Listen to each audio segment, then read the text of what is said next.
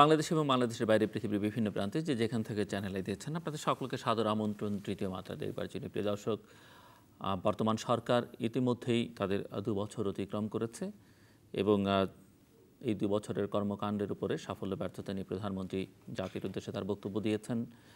বিরোধী দলের পক্ষ থেকেও এ বিষয়ে প্রতিক্রিয়া ব্যক্ত করা হয়েছে এবং 2 বছরকে তারাও মূল্যায়ন করেছেন এবং আমরা গত কয়েকদিন ধরে চেষ্টা করছি গত 2 বছরের সরকারের সাফল্য ব্যর্থতাকে আলোচনা করবার জন্য এবং ভবিষ্যৎ কর্মপন্থাটা এবং বিশেষ করে যে নতুন বছরটি শুরু হয়েছে সেই বছরটি কেমন যেতে পারে, কেমন হওয়া উচিত সেই সব বিষয় নিয়ে আলোচনা করবার। আজকে মূলত এই সব বিষয় নিয়ে কথা বলবেন, তবে কথা বলবেন দুজন বাংলাদেশি যারা প্রবাসে থাকেন। চলুন তাদের সঙ্গে পরিচিত হওয়া যাক। আমার বায়ে বসা আছেন যুক্তরাজ্যে practising lawyer barrister Monowar Hossain, সেখানে তিনি প্র্যাকটিস করছেন, ল প্র্যাকটিস। আর আমার ডানে রয়েছেন যুক্তরাষ্ট্রের নিউ অরলিন্স ইউনিভার্সিটির শিক্ষক প্রফেসর ডক্টর কবির হাসান। স্বাগত আপনাদের দুজনকে স্টুডিওতে। আমি প্রথমে ব্যারিস্টার মনোয়ার হোসেন আপনার কাছ থেকে শুনতে চাইব যে দেশের বাইরে থেকে এই যে বর্তমান সরকারের যে 2 বছরের শাসনকাল, এটিকে আপনি কিভাবে মূল্যায়ন করছেন বা কেমন দেখছেন? জি, আমি প্রথমেই দর্শকদেরকে শুভেচ্ছা জানাচ্ছি, বিশেষ করে যুক্তরাজ্যে যারা প্রবাসী বাংলাদেশি আছেন তাদের পক্ষ থেকে আমাদের বাংলাদেশের সবাইকে আমি এই ইংরেজি নববর্ষ উপলক্ষে সালাম এবং শুভেচ্ছা জানাচ্ছি। একটা সরকার যখন ক্ষমতায় আসেন স্বাভাবিকভাবেই তার কিছুটা সফলতা ব্যর্থতা থাকবে, আর সেই দিক থেকেই বর্তমান সরকারও বাইরে নন। তবে আমি যেটা দেখেছি সেটা হচ্ছে, আমি যেহেতু এই গভর্নমেন্টের আমলেও আগের গভর্নমেন্টের আমলেও আমি সবসময় আসা যাওয়া করি, কয়েকবার আসা যাওয়া করি এবং ফ্যামিলি নিয়ে আসা যাওয়া করি। এখানেও আমার কানেকশন আছে, কিছু প্রফেশনাল এখানে লিঙ্কও রয়েছে, কাজকর্ম রয়েছে। সেই দিক থেকে দেখার এবং বোঝার, বিশ্লেষণ করার সুযোগ হয়েছে। আগে তৃতীয় মাত্রার প্রোগ্রামেও এসছি, মতামত দিয়েছি। সামাজিকভাবে বিভিন্ন কাজকর্মের সাথে যুক্ত আছে, কাজেই সামাজিকভাবে রাজনৈতিকভাবে যে বিভিন্ন দল সংগঠন সবার সাথে আমার সাথে কিছুটা যোগাযোগ আছে। তারপর প্রতিদিন পত্রপত্রিকায় পড়ছি, অনলাইন পড়ছি, ডেইলি পত্রিকা, আর নিউজ তো আছেই, এটিএন, আবার চ্যানেল আই, রেগুলার আমরা দেখার সুযোগ হয় সেখানে। সেক্ষেত্রে অ্যানালাইসিস করে আমি যেটা দেখলাম এবং চোখে দেখা সব কিছু মিলিয়ে আমি মনে করি যে ব্যর্থতার চেয়েও সফলতাটাই এখন সবচেয়ে বেশি চোখে পড়ছে। কারণ চট্টগ্রাম, আমার নিজের বাড়ি চট্টগ্রামে, এবং চট্টগ্রামে দেখলাম সেখানে এয়ারপোর্ট থেকে কিছু দূর গিয়েই পোর্ট থেকে সেখানে হচ্ছে, ওই ফ্লাইওভার হচ্ছে। তারপর আবার ঢাকায় এসে দেখলাম ঢাকাতেও ফ্লাইওভার হচ্ছে। আগেও ফ্লাইওভার একটা ছিল ঢাকায়। এই যে ফ্লাইওভারগুলো কিন্তু এগুলো দিয়ে কিন্তু বোঝা যায়, যখন বিভিন্ন দেশে যাই তখন বোঝা যায় দেশটা কত উন্নত।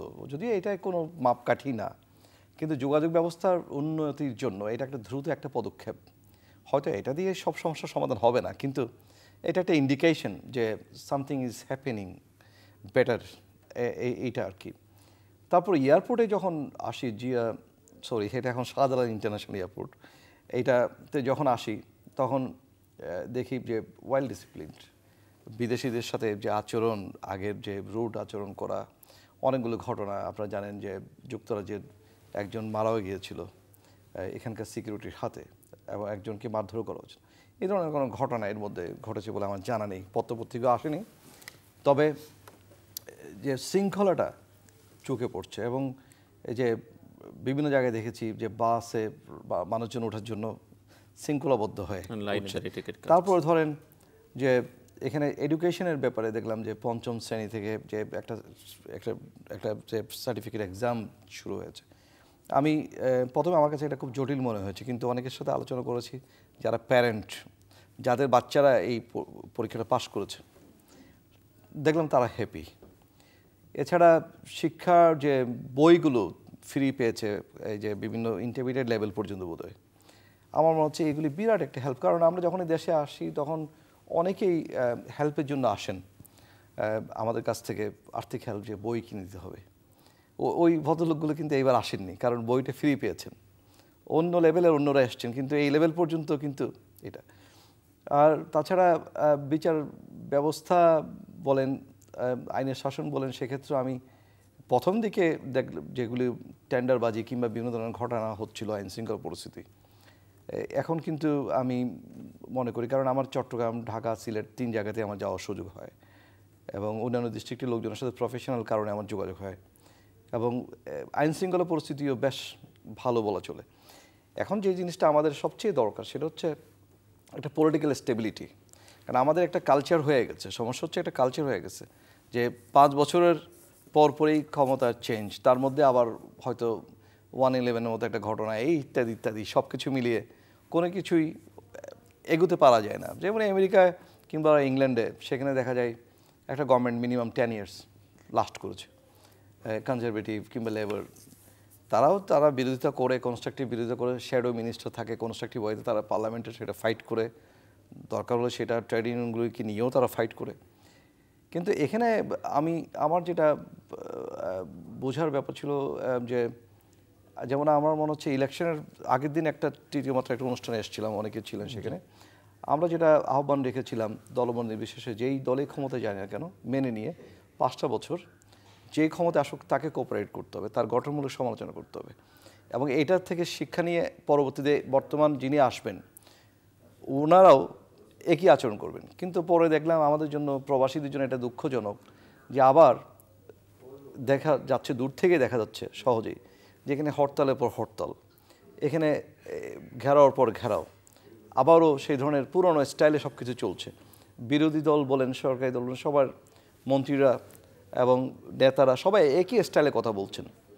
এটা কিন্তু সুস্থতার যে একটা ট্রেন্ড ছিল ওই সময়, মনে হয়েছিল যে এই ঘটনার পর হয়তো আমাদের দেশ একটু সুন্দর আচরণের দিকে চলে যাবে, পলিটিক্যাল মোটিভেশন হবে। দেখা যাচ্ছে আবার আমরা কেন জানি ওই দিক থেকে সেন্টিমেন্ট এবং আন্ডারস্ট্যান্ডিং, সেন্সেশন, এগুলির দিক দিয়ে মনে হচ্ছে রিয়েলাইজেশনের দিক দিয়ে ওভারঅল একটু পিছিয়ে আছে। এই জায়গাটায় আমরা প্রচণ্ডভাবে আমরা মার খেয়ে গেছি। সেই জন্য আমি মনে করি আজকে চিন্তা করা দরকার যে ঠিক আছে, যে গভর্নমেন্টে এসছে, let them work, let us cooperate, then see, তারা যদি ফেল করে উইল সি। কিন্তু একটা স্টেবিলিটির জন্য, পলিটিক্যাল স্টেবিলিটির জন্য একটা গভর্নমেন্টকে টাইম দিতে হবে, সবাই কাজ করতে হবে। তাই বলে আমি কিন্তু বিরোধী দলের যে দাবি দেওয়া, এগুলি কোনো আমি আন্ডারমাইন করছি না, এগুলি কথা আমরা পরে আসবো অবশ্যই। জি, আসছি আমি আপনার কথা। আবার ডক্টর কবির হাসান, আপনি কেমন দেখলেন? আমিও আপনার মতোই ফ্রিকোয়েন্টলি দেশে আসা যাওয়া করি। আমি একটা ফিলোসফিক্যালি একটা কথা বলতে চাচ্ছি যে কোনো কিছুই শর্ট টার্মে চেঞ্জ করা যায় না। একটা গভর্নমেন্ট এসে 5 বছর ম্যান্ডেট দিয়ে আমাদের যে পুঞ্জীভূত সমস্যা, সেই পুঞ্জীভূত সমস্যা একটি গভর্নমেন্ট 1-2 বছরে কী করতে পারবে? তো হয়তো কিছু ইন্ডিকেটার আছে। এই 2 দিন আগে দেখলাম ডেইলি স্টার ওদের সার্ভে করেছে, 2 ইয়ার সার্ভে বের করেছে এবং 2 ইয়ার সার্ভের রেফারেন্স দিয়ে আমি কিছু কথা বলতে চাচ্ছি। আর law and order situation very interesting, যে যারাই নিজস্ব পরিমণ্ডলে যাতায়াত করে তাদের সাথে আলাপ করলে বোঝা যায় যে ল অ্যান্ড অর্ডার সিচুয়েশনটা আসলেও এতটা ইমপ্রুভ করেনি যতটা উনি প্রাইম মিনিস্টার নিজে বলেছেন। এডুকেশনের ব্যাপারে আমি ওনার সাথে একমত। আই থিঙ্ক যেটা অপারেশনের দিকে যে চেঞ্জগুলো এনেছে, যে ফ্রিকোয়েন্টলি পরীক্ষা নেওয়া 5th গ্রেডে 8th গ্রেডে, এটা ঠিক এবং এটা একটা পজিটিভ ইম্প্যাক্ট পড়বে। কেন আমি বরাবরই যে আমাদের যে আগে এসএসসি এইচএসসি সিস্টেম ছিল, যে গলবাদা মুখস্থ করে রুট মেমোরাইজেশন, এখানে কোনো ক্রিয়েটিভিটির ব্যাপার ছিল না, ওইদিকে একটা চেঞ্জ আসছে, এটা খুব ভালো জিনিস। কিন্তু at the same time education পলিসির মধ্যে রিলিজিয়ন, ইসলাম এবং অন্যান্য ধর্মের রোলটা কী হবে সেটা আর একটু ক্লিয়ারলি স্পেসিফাই করা দরকার, যেটা আলেম ওলামাদের একটা দাবি। কেন বলছি আমি, এদেশে বা ইভেন আমেরিকাতেও আমরা যে মানে religion plays a very critical role. আমি যে জিনিসটা বরাবরই বলি সেটা হলো যে আমাদের যে গভর্নমেন্টে ক্ষমতা আসুক, আমাদের তো মানুষকে নিয়ে ডিল করতে হবে। আজকে যদি আওয়ামী লীগ ক্ষমতায় আছে, কালকে যদি বিএনপি ক্ষমতায় আসে, 40-40 স্প্লিট, তাই না? 20% আনডিসাইডেড ভোটার। তো আমাকে তো অন্য দলকে কনফিডেন্সে এনে চেঞ্জগুলো আনতে হবে। আমাদের রাজনৈতিক কালচারের সেটা আমার খুব একটা চেঞ্জ হয়নি আমার মনে হচ্ছে। কারণ আওয়ামী লীগ, আমরা যাই বলি না কেন, আওয়ামী লীগ হয়তো বা আরেকটু কিছু বেশি করতে পারতো। এই কথাটা এইভাবে বলি যে যারা ক্ষমতায় থাকে তাদের রোলটা হলো অনেকটা মেয়ের বাবার মতো, বিয়ে বাড়িতে তাকে একটু ছাড় একটু বেশি দিতে হয় অন্যদেরকে, এবং সেই দিক থেকে বোধহয় আওয়ামী লীগ আর একটু বেশি করতে পারতো।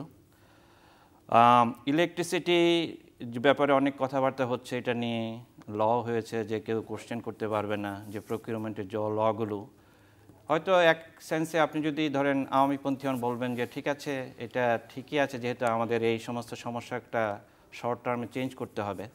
But on the long term এই প্রেক্ষাপটে যদি কোনো অনিয়ম হয়ে যায় তাহলে সেই অনিয়মটা তো ঠিক হবে না। কিন্তু আমি যে জিনিসটা বলতে চাচ্ছি সেটা হলো, আজকে আমার এক ছাত্রের সাথে আলাপ হচ্ছিল যে ইলেকট্রিসিটিটা যেইভাবে সরকার শর্ট টার্ম সমাধান করতে যাচ্ছে, যে মানে ট্যারিফ যেটাতে ওরা কিনবে, এই কোম্পানিগুলো, সরকার ওই কোম্পানিগুলোতে কিনবে লো প্রাইসে, তারা বলে যে সেই প্রাইসে যে কোম্পানিগুলো বলছে যে ইলেকট্রিসিটি সরবরাহ করবে, এটা সাস্টেনেবল হবে না।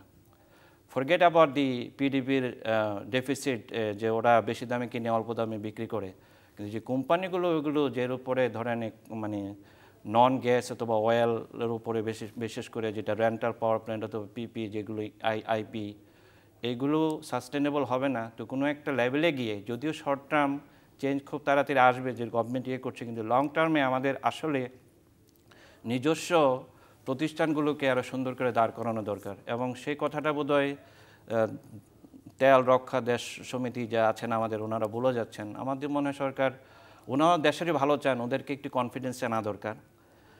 আরেকটা জিনিস ভালো লাগে দেশে আসলে, যে আপনারা চ্যানেল আই বলেন অথবা যে মিডিয়াগুলো অথবা নিউজ পেপারগুলো অথবা গভর্নমেন্টও, আসলে আমরা যারা বাইরে থাকি এক্সপেট্রিয়েট, একটা বিরাট অংশ আমরা বাইরে থাকি, দেশের জন্য ভাবি এবং তাদেরকে সাময়িক কনফিডেন্সে নিয়ে আসছে, সেটা একটা ভালো জিনিস।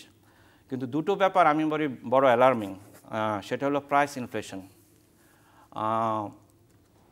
গভর্নমেন্ট এই ব্যাপারে এবং শেখ হাসিনা প্রকারান্তরে স্বীকারও করেছেন যে প্রাইস ইনফ্লেশন ওনারা চেষ্টা করছেন, ওনারা দেখছেন, এটা খুব ভালো ইন্ডিকেশন। কিন্তু প্রাইস ইনফ্লেশন যদি কন্ট্রোল না করতে পারেন, আমি জাস্ট এক স্ট্যাটিস্টিক দিচ্ছি।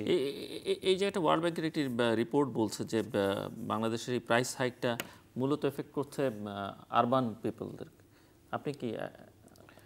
আমি রিপোর্টটা আমি পড়িনি, কিন্তু এই কথাটা মানে ওয়ার্ল্ড ব্যাংক বলছে, কিন্তু আমজনদের সাথে আলাপ করলে যে আমাদের আত্মীয় স্বজন যারা গ্রামে আছে তারাও একে বলছে যে জিনিসপত্রের দাম বেড়ে যাচ্ছে। আমি কেন বলতেছি, এই দিকটার দিকে গভর্নমেন্টের আসলে এটা একটা ট্যাক্স ফুলিংয়ের মতো, এটার দিকে গভর্নমেন্টের আরও বেশি নজর দেওয়া উচিত। এই কারণ বাংলাদেশের 71 থেকে যদি আপনি প্রাইস ইনফ্লেশনগুলো ম্যাক্রো ইন্ডিকেটর দেখেন, যখনই দেখা গেছে যে ইকোনমিতে ওই কোনো রেজিমে যে প্রাইস ইনফ্লেশন খুব হাই ছিল, যেমন বঙ্গবন্ধুর সময়টা সেই 1975-এ price inflation was the highest. এবং অনেকে মনে করে যে ভায়োলেন্ট পলিটিক্যাল অ্যাক্টিভিটিসের পিছনে প্রাইস ইনফ্লেশন একটা কানেকশন আছে।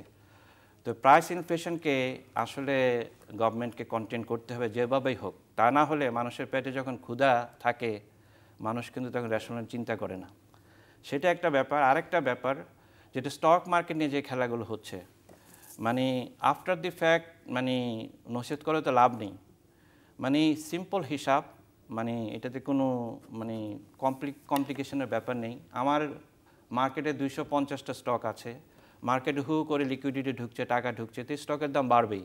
গভর্নমেন্টকে ওই সময় আসলে ইন্টারফেয়ার করা উচিত ছিল। আজকে যে স্টক মার্কেটের যে যতটা 8,000 পর্যন্ত উঠেছে, নেমে যাচ্ছে কদিনে, তারপর বিক্ষোভ করছে, কারণ এতে হচ্ছে কি, আমরা কিছু কিছু লোককে এখানে টেনে আনছি ফটকা বাজারের একটা দিকে, এবং ফটকা বাজারে যে একটা দেশের তো উন্নতি হয় না। স্টক মার্কেট সাধারণত একটা ডেভেলপ মার্কেটে স্টক মার্কেট যখন বাড়ে তখন আমরা বলি যে ইকোনমি ইজ টেকিং অফ, কিন্তু বাংলাদেশে ইজ টোটালি অপোজিট। এবং এই ব্যাপারে গভর্নমেন্টের আসলেও আগের থেকে নজর দেওয়া উচিত ছিল। Stock market is overlay inflated.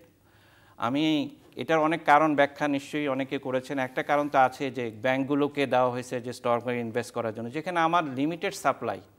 তো ব্যাংকগুলোর সেই স্টক মার্কেটে আসার ব্যাপারটাকে সরকার দিকে একটা দেখা উচিত ছিল। এবং I think the Bangladesh Bank যেই স্টেপটা নিয়েছে, it is a positive step. Some way there has to be some monitoring and control the stock market.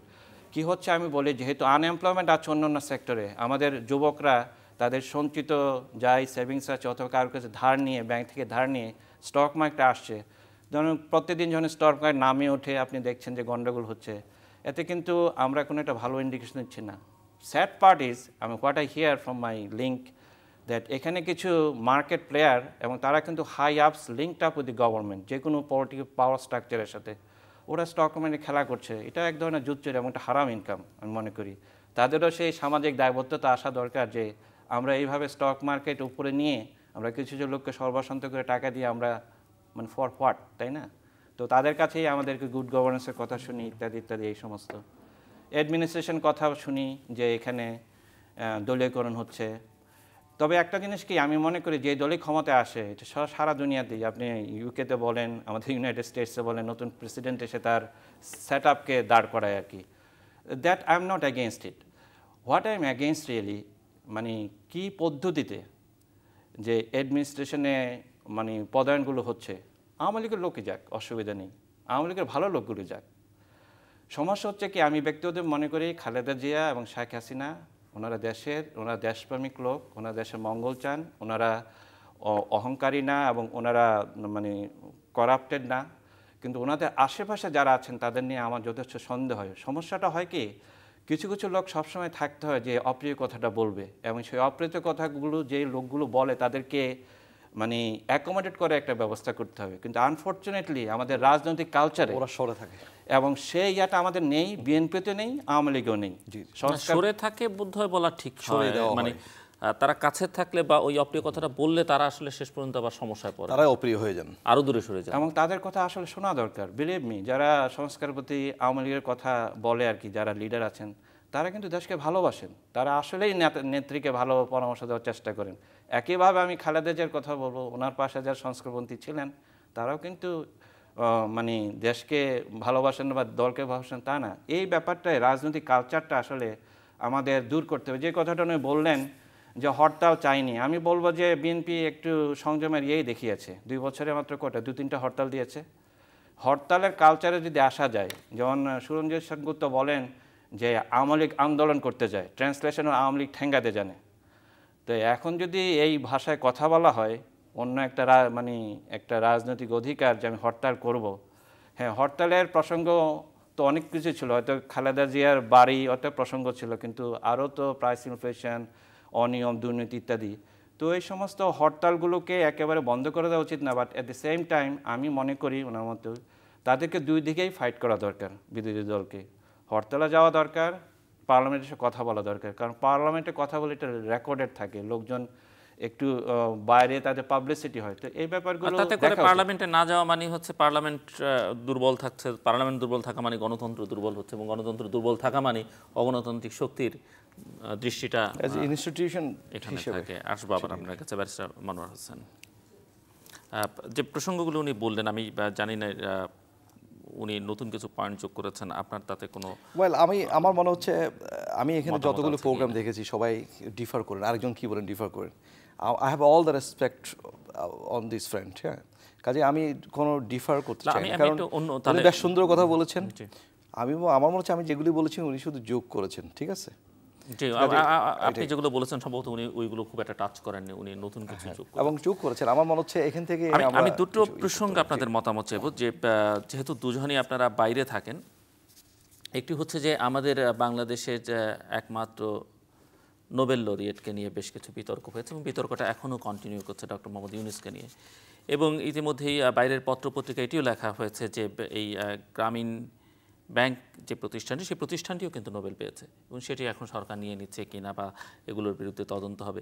তো এই বিষয়টি নিয়ে বাইরে যেমন এই নোবেল প্রাপ্তি বাংলাদেশের ইমেজকে অনেকখানি বাড়িয়ে তুলেছে, এই বিতর্ক বাংলাদেশকে কোথায় নিয়ে গেছে, আপনাদের এক্সপেরিয়েন্স কি বলে, এটি একটি জানবার বিষয়। আর দ্বিতীয়ত হচ্ছে যে দুর্নীতি নিয়ে বহু বছর যাবৎ বাংলাদেশে কথাবার্তা হচ্ছে এবং ট্রান্সপারেন্সি ইন্টারন্যাশনাল রিপোর্টে একসময় তো বাংলাদেশ পরপর 5 বার চ্যাম্পিয়ন হয়েছে। পরবর্তী পর্যায়ে অবস্থার কিছুটা উন্নতি হয়েছে। সম্প্রতি টিআইবির একটি জরিপ নিয়ে অনেক বিতর্ক হয়েছে, যেখানে বিচার বিভাগ সহ অন্যান্য অনেক জায়গাকে টাচ করা হয়েছে, বলা হয়েছে যেগুলো দুর্নীতিগ্রস্ত প্রতিষ্ঠান। তো এই বিষয়টিকে আপনারা কীভাবে দেখেন? বিশেষ করে বিচার বিভাগের প্রসঙ্গটি আপনি ভালো অ্যাড্রেস করতে পারবেন, আমি আবার অন্যান্য বিষয় ওনার কাছে আসবো। জি, প্রফেসর ডক্টর ইউনূস সম্পর্কে যে এটা খুব ডেলিকেট, আমার মনে হচ্ছে এটা ডেলিকেট ইস্যু হয়ে গেছে। তবে আমি মনে করি যে ডক্টর ইউনূসের, আপনারা কি মনে করেন যে এটাকে কিভাবে ডিল করা উচিত বা হ্যান্ডেল করা উচিত? আমার মনে হচ্ছে এটা নিয়ে খুব একটা হইচই করা, মিডিয়ার হইচই করা খুব একটা উচিত না। যেটা ইনভেস্টিগেশন হওয়া দরকার, ইনভেস্টিগেশন তো উনিও বিরোধিতা করছেন না, ফেয়ার ইনভেস্টিগেশন হওয়া উচিত যদি কোনো এলিগেশন থাকে।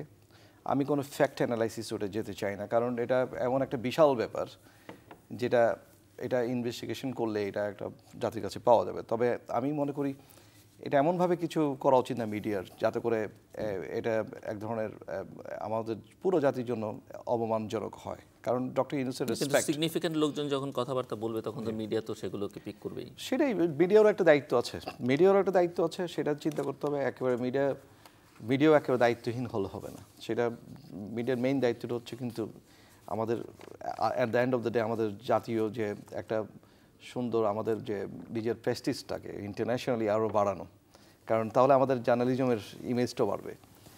আর যারা এইসব বলছেন তাদের অবশ্যই তারা কেয়ারফুল থাকা উচিত, কারণ ইনভেস্টিগেশন ছাড়া ফাইনালি কাউকে অপরাধী কিংবা কাউ দুর্নীতিবাজ এটা চিহ্নিত করা ঠিক না আমি মনে করি। সেই হিসাবে ডক্টর ইউনূস এখনও নোবেল প্রাইজ পেয়েছেন, সেই হিসাবে সম্মানজনক পদে আছেন। ওনার কনসেপ্টের সাথে হয়তো কারোর দ্বিমত থাকতে পারে।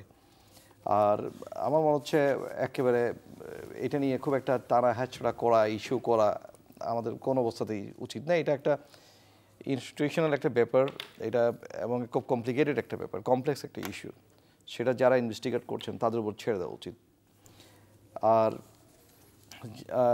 একটা জিনিস আমার কাছে খুব অ্যানোয়িং, সেটা হচ্ছে বাংলাদেশে কোনো একটা কিছু হলো, খুলনায় গিয়ে সিলেটে গিয়ে ময়মনসিংহে গিয়ে একজন মামলা ঠুকে দিল, তার বিরুদ্ধে একটা ওয়ারেন্ট ইস্যু হয়ে গেল।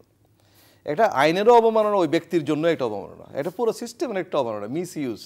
এটা কেন হবে? ওই ম্যাজিস্ট্রেট সাহেবরা ওনারা কেন এই ধরনের মামলাগুলো এন্টারটেইন করবেন? তাদের তো জুরিসডিকশন ডিসক্রেশন রয়েছে এই ধরনের মামলাগুলি না নেওয়া। ঠিক আছে, আপনি সাক্ষী প্রমাণ নিয়ে আসেন, শুধু একজনের বিরুদ্ধে আপনি মামলা করবেন। কোন একজন পলিটিক্যাল লিডারের এগেনস্টে মামলা হয়ে গেল খুলনা থেকে, চিটাগং থেকে, সব জায়গায় দৌড়াতে হবে। এটা একটা এক্সাম্পল ক্রিয়েট হয়ে যাচ্ছে। এটা পরবর্তী দেখা যাবে আরেকটা গভর্নমেন্ট আসছে, তাদের দলের লোকজন এটা করবে। আমি মনে করি যারা এই অনুষ্ঠান দেখছেন, জুডিশিয়ারি মেম্বার যারা আছেন, যারা ল মিনিস্ট্রি যারা রিলেটেড আছেন, পুলিশের লোকজন যারা আছেন, এবং যারা এই ধরনের অতি উৎসাহী মামলা দায়ের করার জন্য, তাদের নিজেদেরকে এটা কিন্তু অনেক সংযত হওয়া দরকার এই আইনের প্রয়োগের ক্ষেত্রে। আইনের অপব্যবহার এটা কোনো অবস্থাতেই উচিত হবে না। তাহলে তো এখানে কয়েকদিন পর দেখা যাবে প্রত্যেকটা সম্মানিত লোকজনকে ইনসাল্ট করা হচ্ছে। নেক্সট হচ্ছে যে টিআইবি রিপোর্টের ব্যাপারে, এটা খুবই আলোচিত একটা বিষয় এবং কন্ট্রোভার্সিয়ালও বটে, যে জুডিশিয়ারিকে বলা হয়েছে একটা করাপ্টেড সার্ভিস সেক্টর। এখন এটা কি বেসিসে বলেছেন সেটা তো, যে উপাত্তগুলো, যে স্ট্যাটিস্টিক্স, যে সোর্স অফ ইনফরমেশন, সেটা তো আমাদের কাছে জানা নেই। নিশ্চয় তারা একটা সরজমিন একটা সার্ভে করেছে, এবং সার্ভের ক্রাইটেরিয়া মেথোডোলজি কতটুকু, এটা কতটুকু wide, how many people they interviewed, ঠিক না? সার্ভেতে হাউ মেনি পিপল পার্টিসিপেটেড, এবং কতটুকু গিয়েছে, এবং এইটা যেমন সেখানে ক্লিয়ার না। আরেকটা জিনিস ক্লিয়ার না, যে জুডিশিয়ারি বলতে কী বোঝায়। হাইকোর্ট জুডিশিয়ারি কি অ্যাডমিনিস্ট্রেশন, না জাজেস, যারা জাজরা আছেন তারা করাপ্টেড, এটাও ক্লিয়ার না। কাজে এটা একেবারে আমি মনে করি যে এটা থেকে একটা কেয়ারফুল হওয়া দরকার আছে। নিশ্চয় তারা কিছু ইনফরমেশন পেয়েছে অ্যাডমিনিস্ট্রেশনের সাথে রিলেটেড। কারণ আমি ইউএস ডিপার্টমেন্ট অফ স্টেটের কতগুলি রিপোর্ট আমরা, যেহেতু আমি অ্যাসাইলাম, হিউম্যান রাইটস, ইমিগ্রেশন এগুলি নিয়ে ইংল্যান্ডে আমি ডিল করি, অন্যান্য সিভিল লিটিগেশন এগুলির পাশাপাশি, এটা আমার একটা